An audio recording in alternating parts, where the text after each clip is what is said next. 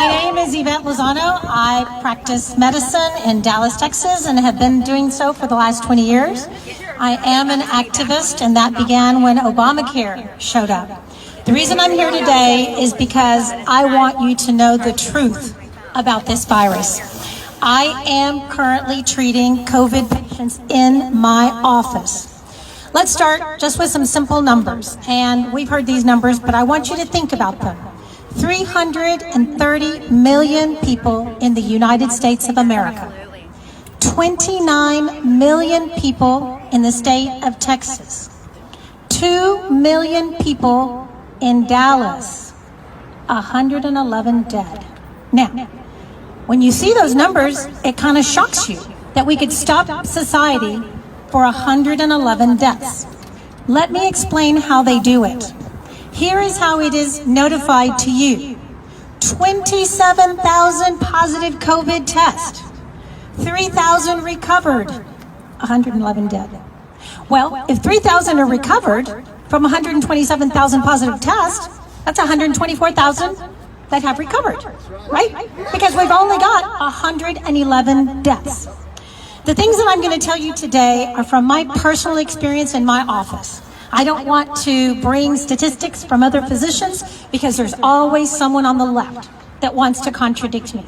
So these are my experiences, patients that have walked into my office, and here's how they present. These patients present with a fever like the fever that you get with malaria. It comes on at night. They have night sweats. These patients present with cough only elicited with deep breath. So they are short of breath. Their lungs are tight, as though you would notice with an asthmatic attack. But most importantly, these patients present in panic. They are afraid. They are anxious. They're actually afraid to get diagnosed.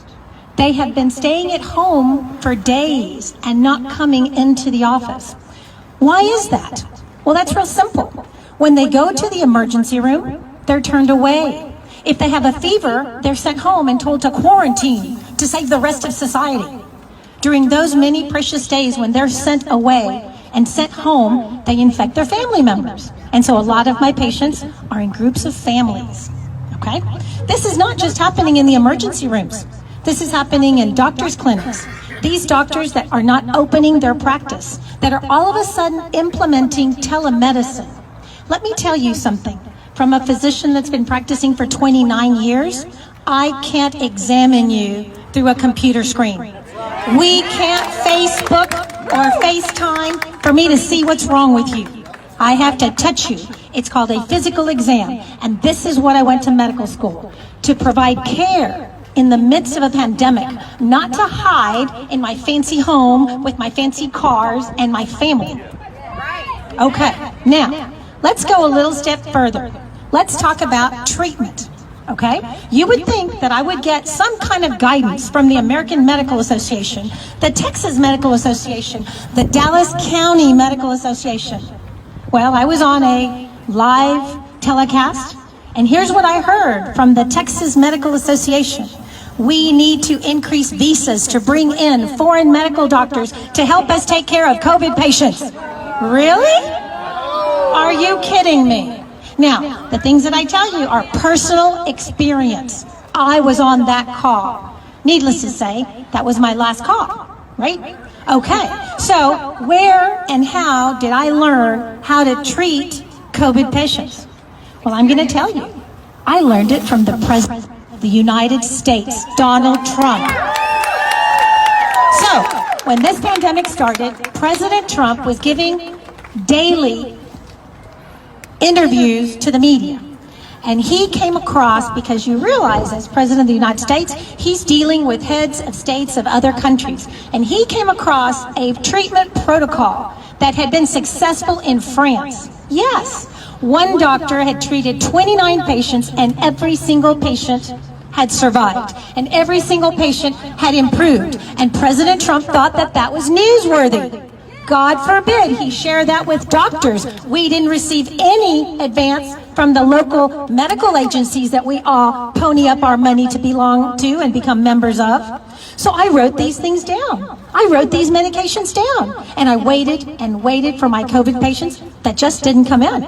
Because you see, they were going to hospitals and emergency rooms, and they were going to employee clinics looking for treatment, and they were being sent home and told to quarantine for 14 days. Don't come out. Protect the community. Well, what about them? What about their health? So they started slipping through the cracks and calling me. Are you open? Hell yes. Can I come in? Absolutely. That's what I make the big bucks on. And as they came in, I implemented the only thing that I had heard that had worked in other countries, countries that had been inflicted with this virus before we even knew its name. And so I wrote a prescription, and I sent them home. And I added a little bit to the protocol that President Trump gave, as I'm a physician, and it's called the practice of medicine. So I gave them a couple of shots, yes, antibiotic shots in the butt. Not one single one denied them. And guess what I found? To my surprise, the very next day, they were all amazingly better. I was actually surprised. Within 24 hours, the patient was completely symptom-free. And here's the take-home message for all of you. It's called hydroxychloroquine. Hydroxychloroquine. It costs $13. $13. It's been on the market for 60 years. It is the candy for lupus. It is considered a vitamin for arthritis patients. And for some reason, those bureaucrats that are standing next to our president that think that they know more about medicine than I do are telling me I can't use it. In fact, not only are they telling me I can't use it, in 2 states it's completely illegal to prescribe this, right? Most of my colleagues are afraid to use it because the agencies that they work for have told them that the risk is too high. Liability, it hasn't been FDA approved. Well, FDA can approve you know what on my behind. I have patients at Lozano Medical Clinic that are cured of this disease. I have patients that recovered within 48 hours. In fact, the illness that they had was more caused by the stress and the fear of the propaganda that's being spewed on the news media than by the actual virus. That's right. Okay, now I'm going to shock you a little bit more. After my first or second or third script to the pharmacy, which again, readily available, $15 for hydroxychloroquine, $15 for Zithromax, I got a phone call from the pharmacist. He wanted to talk to me. He wanted me to tell him what the diagnosis was for my patient number 1 and what was the diagnosis for patient B and patient C. And I very quickly told him that I did not have to give him that information. Remember HIPAA? Wait a minute, it gets worse. Here's what the pharmacist told me. I'm not going to prescribe this. I'm not going to fill it. I'm not going to dispense it without a diagnosis. I told him, this is privileged information between me and the patient. Your job is to put the pills in the bottle. That's right. Here's what I found out. Remember we talked about the freedoms and the liberties that we're losing without you and me even knowing that we're losing them? Okay, here it goes, guys. Every time you go to the pharmacy board has stated that those 2 prescriptions, starting in early March, will not be dispensed by a pharmacist unless it comes with a diagnosis. Now, I have fought with them. I have yelled at them. I've slammed the phone at them. I've called political leaders such as Senator Bob Hall to fight the pharmacy board with me. We have made, Bob Hall, we have made progress, but to no avail.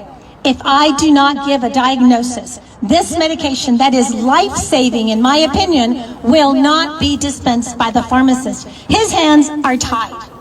Now, gets even a little worse than that, because I figured out how to get around that. And I'll tell my fellow physicians, you want to prescribe hydroxychloroquine? Patient has hypertension. You want to prescribe hydroxychloroquine? All they want is a diagnosis. How about diabetes? You want to prescribe hydroxychloroquine? Hey, let's do cholesterol, right? There we go. And trust me, I've been on the phone with the pharmacy board. I've left messages. So that's how I'm going to do it, because I swore to protect the identity and confidentiality of my patients. And I will continue to do that. Now, I think when we do things that are incorrect, we need to be thrown under the bus. So here's the latest from the medical field, okay? If you have a prescription for hydroxychloroquine, and you happen to want to fill this at Walgreens, and yes, I want Walgreens and their administrators and administrative offices to hear me, they have instructed their pharmacists to give you a friendly call and to let you know they more than welcome come in through the drive-through. You're not welcome to come into their stores. If you're taking a prescription for hydroxychloroquine, they're going to personally call you and tell you that they want you to come through the driveway. Well, you know what? Maybe later they'll ask you to wear a yellow star on your shirt. Seriously. So, I know. starting last week, when I discovered that this was renowned upon Walgreens, I've decided and encouraged all of my patients to go elsewhere. Now, here's what I told the pharmacist. I am from the time of AIDS. A general surgeon by training. When we went into the operating room, we didn't have a good test for HIV. So all of us assumed that every single patient on that surgical table was infected with HIV, and we protected ourselves appropriately. I don't believe that we need to discriminate because patients have contacted this virus, which, as was stated, is 98% treatable with no medication. 98% of people recover. For those 2% that are sick, the President of the United States has given us a phenomenal protocol that I'm telling you, in my patient population, between the ages of 30 and 55 are responding phenomenally, okay? So here's how we're gonna treat our COVID patients. I'm gonna treat every patient walking into the office as though he has COVID. But I'm not gonna make him feel like he's a leopard or has leprosy. And I'm definitely not gonna discriminate with him. I'm going to calm him down. I'm going to reassure him that there's treatment protocols out there. Now my question is, why is the media not doing the same? Why is the media blocking every single post that I make on Facebook in regards to this medication? And where are our politicians that are supposed to be our freedom fighters? I want to hear them yelling it from the mountaintops. And so I am here today to thank you for the opportunity to speak with you, to reassure you that it is not dangerous or scary to go to a restaurant, to go get your hair done, to go shopping. Our immune systems are improved through exposure to sunlight, through gathering, because we are in up moods. Reach out to your physicians. Tell them that you're not scared. Tell them to open their doors. Tell them you don't want to see their assistants. You want to see them. And call your politicians. It's time to open Texas.